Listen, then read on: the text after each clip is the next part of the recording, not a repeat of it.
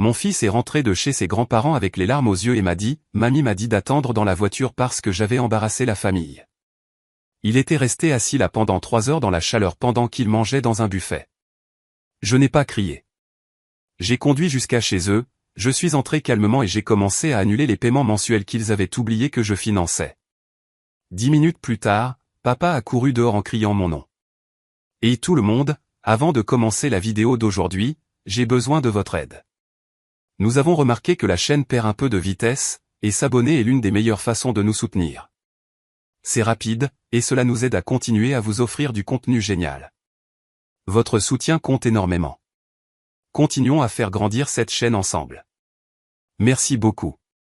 Maintenant, commençons la vidéo. Je m'appelle Patrick. J'ai 34 ans, et s'il y a une chose que j'ai apprise dans la vie, c'est que, être fiable n'est pas la même chose qu'être valorisé. Depuis 8 ans, c'est moi qui maintiens mes parents à flot. Chaque mois, sans faute, 4 000 $ quittent mon compte et atterrissent dans le leur, paiement de l'hypothèque, 800 $ service public, 350 $ assurance automobile pour les 2 véhicules, 280 $ forfait internet et câble, 190 $ supplément d'assurance maladie, 920 $ paiement de voiture, 660 $, cela s'additionne rapidement quand on est le seul à faire attention. Je suis architecte logiciel. Je gagne bien ma vie, le genre d'argent qui vous permet d'aider votre famille sans y penser à 2 fois. C'est du moins ce que je me suis dit pendant près d'une décennie. Mes parents ont pris leur retraite tôt à 60 ans, misant sur la promesse que leurs investissements les feraient vivre. Sauf que ces investissements ne se sont jamais concrétisés comme ils l'avaient prévu, alors je suis intervenu discrètement comme je l'ai toujours fait. Ils ne me l'ont jamais demandé directement. Cela a commencé petit. Papa a mentionné que l'hypothèque était serrée un mois. Je l'ai couverte. Maman a appelé à propos de la facture d'électricité pendant un été chaud. Je l'ai payée. Une chose en entraînant une autre, et avant que je ne m'en rende compte, j'étais leur filet de sécurité complet. Plus de 400 000 $ ont été versés dans leur retraite confortable au fil des ans. Pas des prêts, pas d'argent emprunté, des cadeaux, des contributions silencieuses qu'ils ont fini par attendre. Et ils n'ont jamais dit merci une seule fois. Ma sœur, Mélissa, c'est une autre histoire. 3 ans de moins que moi, mariée à un gars nommé Nathan, qui travaille dans la vente. Ils ont 2 enfants, Nancy et Édouard. Nancy a 9 ans, Édouard en a 6. Mes parents les vénèrent. Chaque fête, chaque anniversaire, chaque mardi au hasard, c'est Nancy ceci et Édouard cela. Leurs photos couvrent le réfrigérateur. Leurs dessins décorent le couloir. Leurs réalisations sont annoncées dans le groupe de discussion familiale avec des émojis de confettis et des cadeaux de célébration. J'ai aussi un fils. Brandon, il a eu 7 ans le mois dernier. Mes parents sont arrivés en retard à sa fête d'anniversaire, sont restés 20 minutes, sont partis avant le gâteau. Maman a dit qu'ils avaient des projets de dîner avec Mélissa. Papa a acquiescé en regardant sa montre. Brandon m'a demandé plus tard pourquoi mamie et papy n'étaient pas restés. Je lui ai dit qu'ils étaient occupés. Il m'a cru parce que les enfants de 7 ans croient encore aux bonnes parts des gens. Je n'ai jamais fait de scène. Je ne me suis jamais plaint. J'ai juste continué à payer, continué à me présenter, continué à prétendre qu'être le fils fiable voulait dire quelque chose. Mon appartement est modeste, 2 chambres, propre mais pas luxueux. Je conduis une berline de 5 ans. J'épargne soigneusement. Je planifie à l'avance. C'est qui je suis, celui qui pense 3 pas en avant pendant que tout le monde profite du présent. Brandon vit avec moi à temps plein. Sa mère est partie quand il avait 2 ans. Elle voulait la liberté plus que la famille. Je l'ai élevé seul, j'ai construit une vie autour de lui, je me suis assuré qu'il sache qu'il comptait. Mes parents l'ont toujours traité différemment des enfants de Mélissa, plus froidement, plus distam, comme s'il était un accessoire de leur déception envers moi. Je me suis dit que ça irait mieux, qu'un jour il verrait à quel point il était incroyable. J'avais tort. Mélissa habite à 15 minutes de chez nos parents. Ses enfants sont là constamment, soirée pyjama, journée à la piscine, virée shopping. Mes parents ont acheté un ordinateur portable à Nancy pour son anniversaire. Ils ont emmené Édouard à Disneyland l'année dernière. Quand j'ai demandé si Brandon pouvait se joindre à eux, maman a dit que c'était un voyage spécial juste pour la famille de Mélissa. Elle l'a dit rapidement, comme si c'était évident, comme si j'aurais dû savoir qu'il ne fallait pas demander. Brandon ne s'est jamais plaint. C'est un enfant doux, gentil, un peu timide. Il adore les dinosaures et construit des villes élaborées en Lego dans le salon. Il a de bonnes notes. Il m'aide à préparer le dîner. Il pose des questions sur tout, le genre de questions curieuses qui vous font vous arrêter et réfléchir. Je l'aime plus que tout au monde. Alors, quand il est rentré samedi dernier avec les larmes aux yeux, quelque chose s'est brisé en moi. Brandon a franchi la porte à 16h47. Je me souviens de l'heure exacte parce que j'ai jeté un coup d'œil à l'horloge quand j'ai entendu ses pas. Ils étaient plus lents que d'habitude, plus lourds. Il a laissé tomber son sac à dos près de la porte et est resté là, immobile, à fixer le sol. J'ai levé les yeux de mon ordinateur portable. Salut mon pote, comment s'est passé le temps en famille? Il n'a pas répondu tout de suite. Sa lèvre tremblait, ses mains se sont serrées en petits poings. Puis les larmes sont venues vite et fort, dévalant ses joues avant qu'il ne puisse les arrêter. J'étais de l'autre côté de la pièce en 3 pas à Brandon, qu'est-ce qui s'est passé? Il s'est essuyé le visage avec le dos de sa main, essayant de se ressaisir. Il essayait toujours si fort d'être courageux. Mamie m'a dit d'attendre dans la voiture. Les mots m'ont frappé comme de l'eau froide. Qu'est-ce que tu veux dire, attendre dans la voiture? Sa voix s'est brisée. Elle a dit que j'avais embarrassé la famille. Elle m'a dit de rester dans la voiture pendant qu'ils allaient au buffet. Je suis resté assis là pendant 3 heures, papa. Il faisait si chaud. Mon sang s'est glacé. 3 heures? Il a hoché la tête. J'ai bu la bouteille d'eau de mon sac à dos. Les fenêtres étaient fermées. J'ai essayé de les ouvrir, mais mamie m'a dit de ne pas le faire parce que ça viderait la batterie. Elle est venue me voir une fois et m'a donné des craquelins. Puis elle est retournée à l'intérieur. J'ai regardé mon fils, 7 ans, enfermé dans une voiture à 33 degrés Celsius pendant que sa grand-mère, son grand-père, sa tante, son oncle et ses cousins mangeaient dans un buffet, parce qu'il avait embarrassé la famille. Qu'est-ce que tu as fait qui les a embarrassés, ai-je demandé, ma voix basse et ferme. Brandon a baissé les yeux. J'ai laissé tomber ma fourchette à la table quand nous sommes arrivés. Nancy a ri et a dit que j'étais maladroit. Mamie s'est fâchée. Elle a dit que je faisais une scène. Elle m'a dit d'aller attendre dans la voiture et de réfléchir à mon comportement. 3 heures pour avoir laissé tomber une fourchette. Je me suis agenouillé devant lui et je l'ai pris dans mes bras. Il a enfoui son visage dans mon épaule et a pleuré plus fort. Je l'ai serré, sentant la colère monter dans ma poitrine comme une cocotte minute, prête à exploser. Mais je n'ai pas crié. Je n'ai pas hurlé. J'ai juste serré mon fils jusqu'à ce que les larmes ralentissent. Va prendre une douche, mon pote, ai-je dit doucement. Je vais nous préparer le dîner.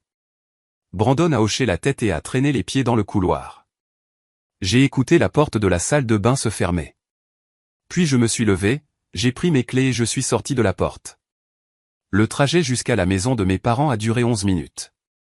Je n'ai pas accéléré. Je n'ai pas mis de musique à fond. J'ai juste conduit, mes mains serrées sur le volant, mon esprit calme et clair. Il ne s'agissait pas de rage. Il s'agissait de conséquences. Leur maison était située dans une rue calme avec des pelouses bien entretenues et des boîtes aux lettres en briques, le genre de quartier où l'on prend sa retraite quand quelqu'un d'autre paie vos factures. Je me suis garé dans l'allée derrière le VUS de papa. Les lumières du salon étaient allumées. Je pouvais voir le scintillement de la télévision à travers les rideaux. Je me suis approché de la porte d'entrée et je l'ai ouverte. Il ne la verrouillait jamais. Papa était dans son fauteuil inclinable, les pieds en l'air, en train de regarder un match de baseball. Maman était sur le canapé avec un verre de vin, en train de faire défiler son téléphone.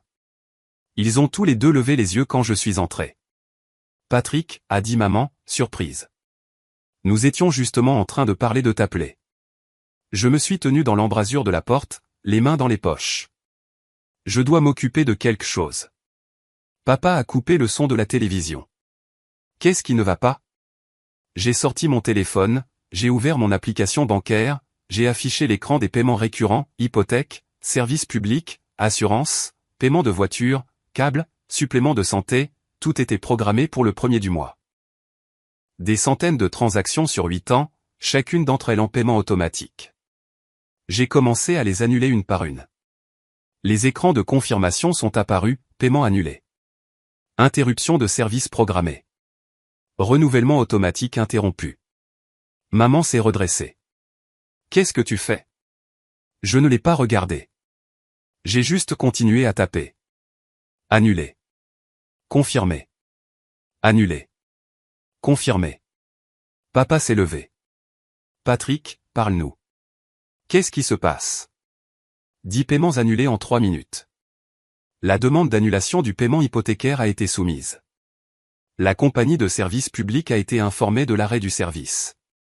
La police d'assurance devait expirer à la fin du cycle de facturation. Puis papa a vu la notification sur son propre téléphone. Son application bancaire a émis un signal sonore. Il a baissé les yeux sur l'écran. Son visage est devenu blanc. Il a couru vers la porte. Papa est arrivé à l'allée avant que j'atteigne ma voiture. Il a crié mon nom assez fort pour que les voisins l'entendent probablement. Je ne me suis pas arrêté. J'ai ouvert la porte du conducteur, je me suis glissé à l'intérieur et je l'ai verrouillé. Il a frappé à la fenêtre, son visage rouge, sa voix étouffée à travers la vitre. J'ai démarré le moteur et j'ai reculé lentement. Il s'est écarté à la dernière seconde. Maman se tenait dans l'embrasure de la porte, sa main sur sa bouche, son expression un mélange de confusion et de panique. Je suis parti en voiture, mon rétroviseur rempli de leur silhouette rétrécissante sous la lumière du Porsche. Le trajet de retour a été silencieux. Pas de musique, pas de radio, juste le ronronnement du moteur et le son de ma respiration. Mes mains n'ont pas tremblé. Mon cœur n'a pas battu la chamade. Je me sentais calme, froid, comme si quelqu'un avait appuyé sur un interrupteur à l'intérieur de moi et avait éteint la partie qui se souciait de leurs sentiments. Brandon a laissé son fils dans une voiture chaude pendant 3 heures parce qu'il a laissé tomber une fourchette. Cette phrase a tourné en boucle dans ma tête encore et encore jusqu'à ce qu'elle perde tout son sens et devienne juste du bruit. Un bruit blanc, le genre qui remplit le silence quand on réalise qu'on a vécu un mensonge. Je suis rentré à la maison à 18h13. Brandon était dans le salon, douché et changé, en train de construire un vaisseau spatial Lego sur la table basse. Il a levé les yeux quand je suis entré. « As-tu acheté le dîner ?» J'ai forcé un sourire. « Pas encore. »« Que dirais-tu d'une pizza ?» Son visage s'est illuminé. « On peut en prendre au pepperoni ?» C'est noté. J'ai commandé en ligne, extra fromage, nœud à l'ail, une bouteille de root beer de 2 litres, le genre de repas qui ressemble à une petite fête, même quand on tient le tout ensemble avec du ruban adhésif et de la volonté. Brandon est retourné à ses Legos, fredonnant doucement. L'après-midi s'effaçait déjà de sa mémoire, comme le font les mauvais souvenirs quand on a 7 ans. Mais je n'ai pas oublié. Je me suis assis sur le canapé et j'ai regardé mon téléphone, 16 appels manqués, 11 messages textes, tous de mes parents. Je ne les ai pas ouverts. J'ai juste tourné le téléphone face vers le bas sur le coussin et j'ai regardé Brandon construire. La pizza est arrivée à 19h. Nous avons mangé dans le salon, ce que nous ne faisions que lors d'occasions spéciales. Brandon m'a parlé du vaisseau spatial qu'il concevait. Il a expliqué la soute et les moteurs hyperpropulseurs avec le genre d'enthousiasme qui vous fait croire en des avenirs où les choses s'arrangent. Après le dîner, nous avons regardé un film, un truc animé sur des robots qui sauvent le monde. Brandon s'est endormi à mi-chemin, sa tête sur mon épaule, sa respiration douce et régulière. Je l'ai porté jusqu'au lit, je l'ai bordé et je suis resté dans l'embrasure de la porte à le regarder pendant longtemps. Ce gamin méritait mieux. Il méritait des grands-parents qui l'aiment, qui le voient, qui ne le traitent pas comme un inconvénient ou une erreur. Il méritait une famille qui le fasse se sentir en sécurité. Et j'avais passé 8 ans à financer des gens qui l'ont enfermé dans une voiture. La colère est venue plus tard, après minuit, quand l'appartement était sombre et silencieux et qu'il n'y avait personne pour me distraire de la vérité. Je me suis assis sur le canapé avec mon ordinateur portable ouvert, à regarder une feuille de calcul que j'avais construite il y a des années. Chaque paiement, chaque date, chaque dollar, 400 200 dollars sur 8 ans, sans compter les cadeaux aléatoires, sans compter l'argent d'urgence que j'ai remis quand papa avait besoin de réparation de voiture ou que maman voulait de nouveaux meubles. J'ai pensé à toutes les fois où j'ai choisi de ne pas réserver de vacances parce que je devais maintenir le filet de sécurité solide. Toutes les fois où je suis passé devant des choses que je voulais parce que j'étais occupé à m'assurer qu'ils avaient tout ce dont ils avaient besoin. Toutes les fois où j'ai dit à Brandon que nous ferions quelque chose de spécial le mois prochain, l'année prochaine quand les choses se seraient calmées. J'avais été un idiot, mais j'en avais fini de l'être. Le dimanche matin est arrivé avec des messages textes, 32 d'entre eux au moment où je me suis réveillé. Maman, papa, Mélissa, même Nathan en a envoyé un, ce qui était une première.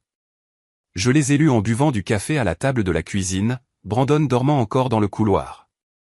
Maman, Patrick, s'il te plaît, appelle-moi. Nous devons parler de ça. Papa, tu réagis de façon excessive. Nous pouvons arranger ça. Mélissa, qu'est-ce qui ne va pas chez toi? Maman pleure. Nathan, mec, pas cool. Je les ai tous supprimés. Puis j'ai ouvert l'application bancaire et j'ai examiné les annulations, annulation du paiement hypothécaire confirmé. Déconnexion des services publics programmés pour la fin du cycle de facturation. Avis d'expiration de l'assurance automobile envoyé. Annulation du supplément d'assurance maladie traité. Internet et câbles, demande de résiliation reçue. Tout ce que j'avais construit pour eux s'écroulait lentement, méthodiquement, comme si on retirait les poutres de soutien d'une maison une par une jusqu'à ce que tout s'effondre. J'ai pensé à la façon dont nous en étions arrivés là. Comment il y a 8 ans, j'étais assis dans la même cuisine dans un autre appartement et j'écoutais papa expliquer que le marché s'était effondré plus que prévu. Leur fonds de retraite n'était pas suffisant. Ils avaient besoin d'aide, juste temporaire, juste jusqu'à ce que les choses se stabilisent. J'avais 26 ans. Je venais d'obtenir ma première grosse promotion. J'étais célibataire, sans enfant, sans dépenses majeures. Il était logique d'aider. La famille est de la famille. C'est ce que papa a dit. C'est ce que je croyais. Alors j'ai commencé à payer et ils ont commencé à s'attendre. Mélissa n'a jamais contribué. Elle était occupée avec son mariage, puis son premier enfant, puis son deuxième. Il y avait toujours une raison pour laquelle elle ne pouvait pas aider, toujours une excuse qui semblait raisonnable en surface. Maman la défendait, me disait que Mélissa en avait assez sur les bras, me disait que j'étais mieux placé pour aider, me disait que je devrais être reconnaissant de pouvoir subvenir aux besoins de mes parents dans leurs années d'or. Années d'or. Cette expression m'a toujours fait rire. Leurs années d'or étaient construites sur mon chèque de paie et mon silence. Je me suis souvenu du 3e anniversaire de Brandon. J'ai organisé une petite fête dans un parc. J'ai invité mes parents, Mélissa, Nathan et les enfants. Mes parents sont arrivés avec 1 heure de retard. Ils ont apporté une carte avec $20 dedans. Mélissa a donné à Brandon un jouet usagé qu'elle avait trouvé dans un vide-grenier, il y avait encore l'étiquette de prix dessus, $3. Mais la semaine précédente, j'ai vu des photos sur Facebook de la fête d'anniversaire d'Edouard, maison gonflable, magicien, gâteau personnalisé en forme de voiture de course. Mes parents étaient sur chaque photo, souriant, tenant Edouard, riant. Je me suis souvenu de la remise des diplômes de maternelle de Brandon. J'ai pris l'après-midi de congé, je me suis assis dans le public, je l'ai regardé traverser la petite scène dans son chapeau en papier. Mes parents ne sont pas venus. Ils ont dit qu'ils avaient un rendez-vous chez le médecin. J'ai découvert plus tard qu'ils avaient emmené Nancy aux eaux ce jour-là, ont publié les photos dans le groupe de discussion familiale. Personne n'a mentionné la remise des diplômes de Brandon. Je me suis souvenu de Noël dernier. Brandon a fait des décorations à l'école, des flocons de neige en papier avec son nom écrit au marqueur. Il était si fier. Il en a donné un à chaque grand-parent. Maman a souri, a dit merci et l'a posé sur la table d'appoint. Je l'ai trouvé à la poubelle 2 jours plus tard quand je me suis arrêté pour déposer des courses. La décoration d'empreintes de main de Nancy était accrochée à l'arbre dans le salon, au centre, avec un projecteur braqué dessus. Motif après motif, rejet après rejet.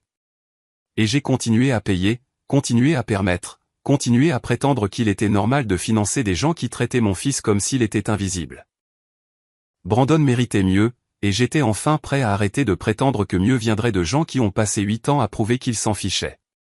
Le café est devenu froid pendant que j'étais assis là à regarder mon téléphone, à regarder de nouveaux messages arriver, des excuses qui semblaient creuses, des justifications qui me blâmaient, des tentatives de négociation qui ignoraient complètement Brandon. Je n'ai répondu à aucun d'entre eux. Lundi matin, les appels ont commencé. Mon téléphone a sonné 11 fois avant 9h02. J'étais à mon bureau en train de travailler à domicile, Brandon à l'école. J'ai laissé chaque appel aller à la messagerie vocale. La voix de papa, tendue et en colère, « Patrick, tu dois me rappeler. C'est ridicule. Nous sommes tes parents. » La voix de maman, tremblante et larmoyante, « S'il te plaît, chérie, nous pouvons en parler. Je ne comprends pas ce qui s'est passé. La voix de Mélissa, tranchante et accusatrice, tu les punis pour une seule erreur. Tu sais à quel point c'est égoïste? J'ai enregistré les messages vocaux, je ne les ai pas supprimés, je les ai juste archivés dans un dossier dont j'aurai peut-être besoin plus tard. À 10h30, Mélissa a essayé une approche différente. Elle a envoyé un long message texte, le genre qui prend la moitié de l'écran et vous fait défiler.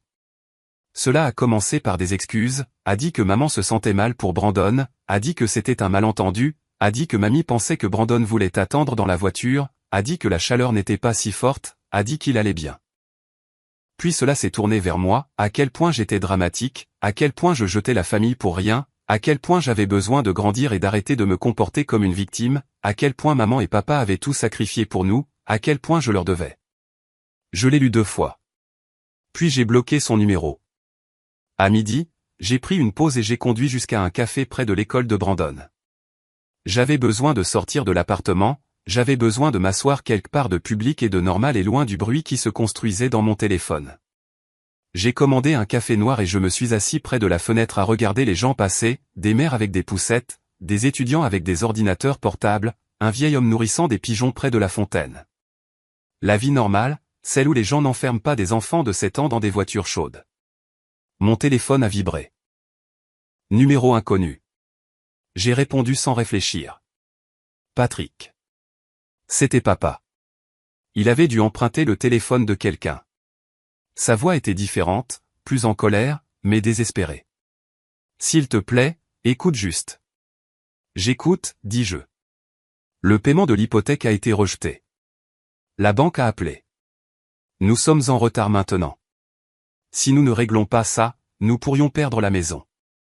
J'ai pris une gorgée de mon café. Ça a l'air grave. Patrick, ne fais pas ça. Nous sommes une famille.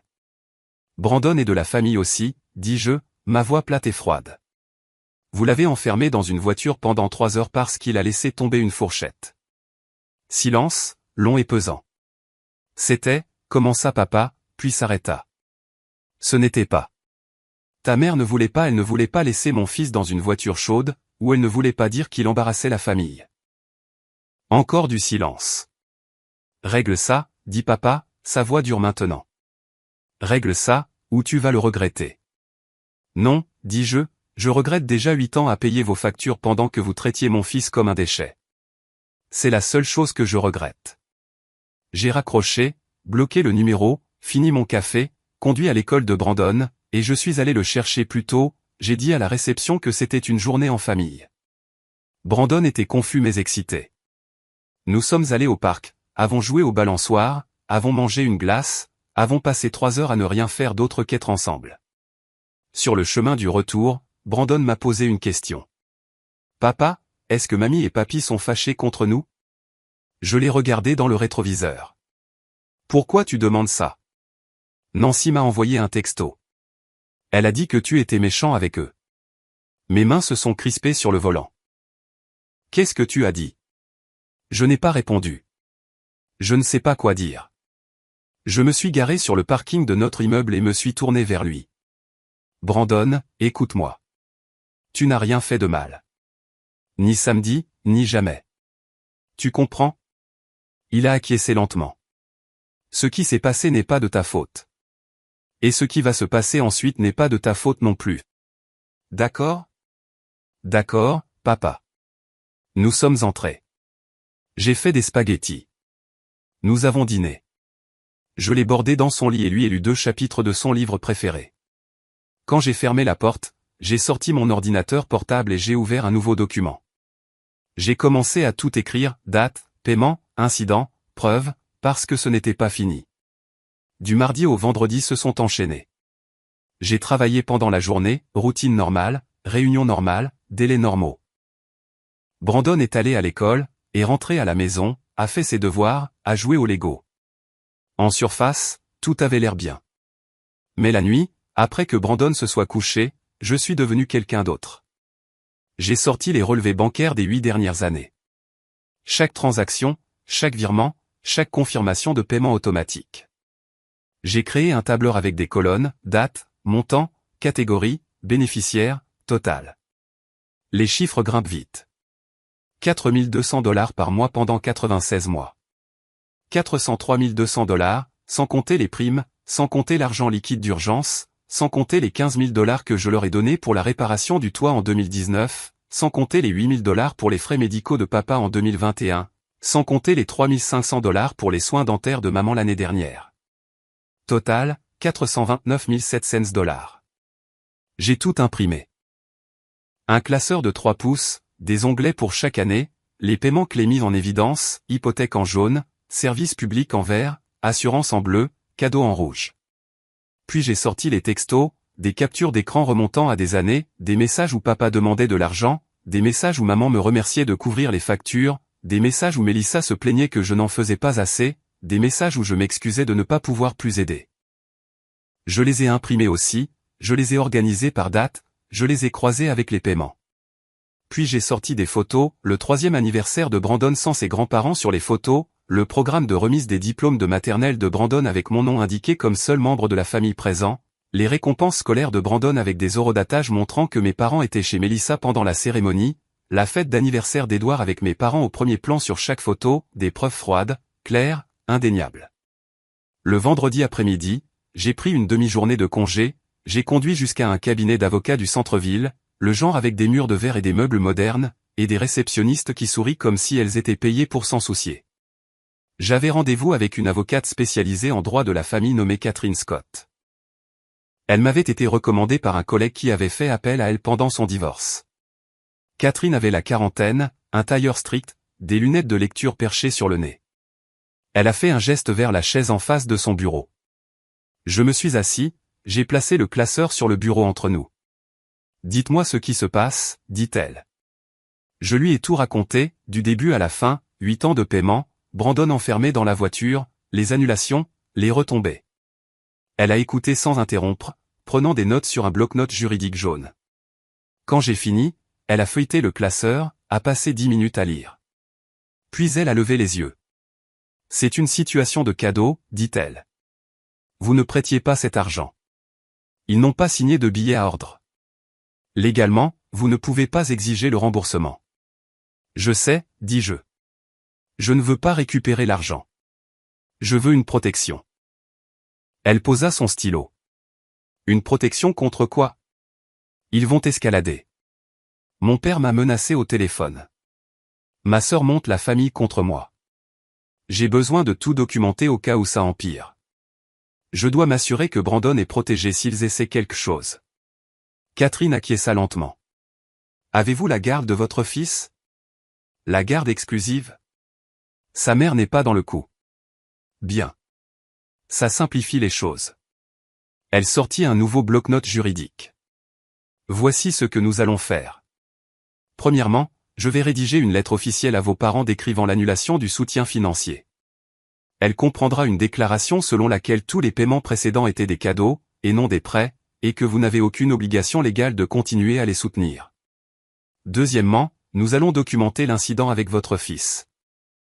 S'ils font des menaces ou tentent d'interférer avec votre garde, nous demanderons une ordonnance restrictive. Troisièmement, vous allez conserver des enregistrements de toutes les communications. Ne supprimez rien.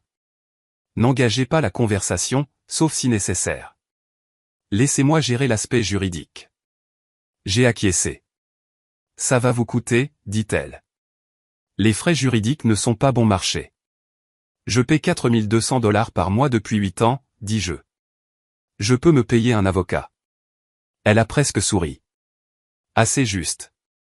J'ai quitté son bureau avec un plan, un vrai, pas seulement des réactions émotionnelles et des paiements annulés, un cadre juridique qui protégeait Brandon et moi de tout ce qui allait arriver. Au moment où je suis allé chercher Brandon à l'école, la première lettre était rédigée. Catherine m'a envoyé une copie par courriel, 3 pages, professionnelle, froide, définitive. Elle l'enverrait par courrier recommandé lundi. Le paiement de l'hypothèque était déjà en retard de 15 jours. Les frais de retard ont été débités de leur compte jeudi. Les services publics devaient être coupés dans 10 jours. Les polices d'assurance expireraient à la fin du mois. Le château de cartes que j'ai construit pour eux s'effondrait, et je n'allais pas le rattraper. L'effondrement s'est produit plus vite que je ne le pensais. Lundi matin, la lettre recommandée est arrivée chez mes parents. Catherine m'a envoyé par courriel la confirmation de suivi à 9h47. Livré, signé par mon père. À 10h15, mon téléphone a commencé à sonner. Je n'ai pas répondu. J'étais en réunion, la caméra allumée, en train de parler de l'architecture du système avec un client en Californie. Mon téléphone a vibré sur le bureau à côté de moi. 6 appels en 20 minutes. À 11h, j'ai vérifié mes messages pendant une pause.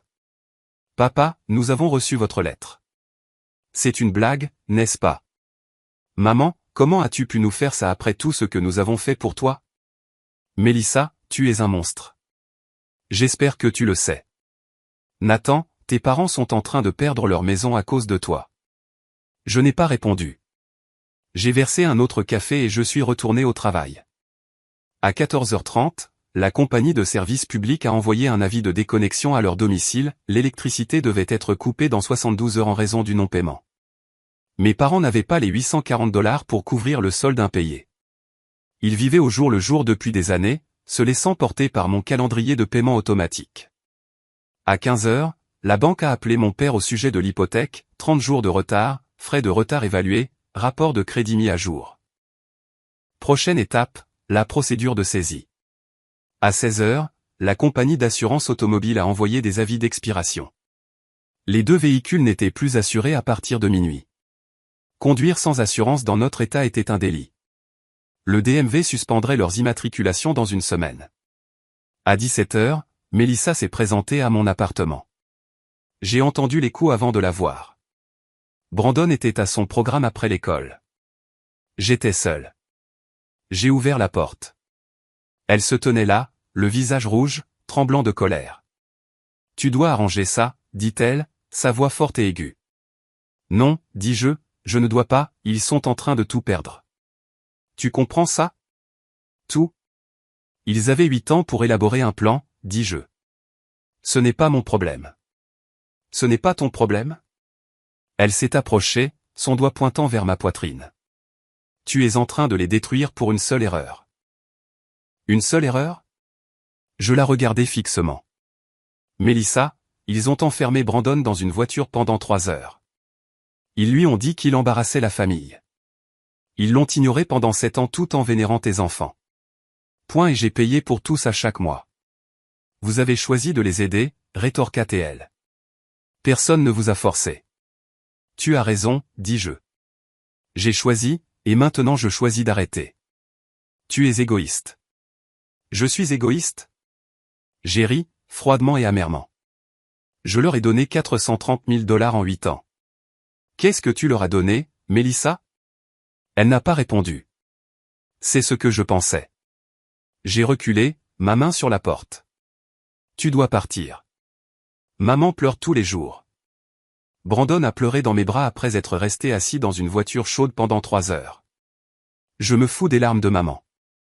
Mélissa me regarda fixement comme si elle ne me reconnaissait pas. Tu vas le regretter. La seule chose que je regrette, c'est d'avoir attendu aussi longtemps.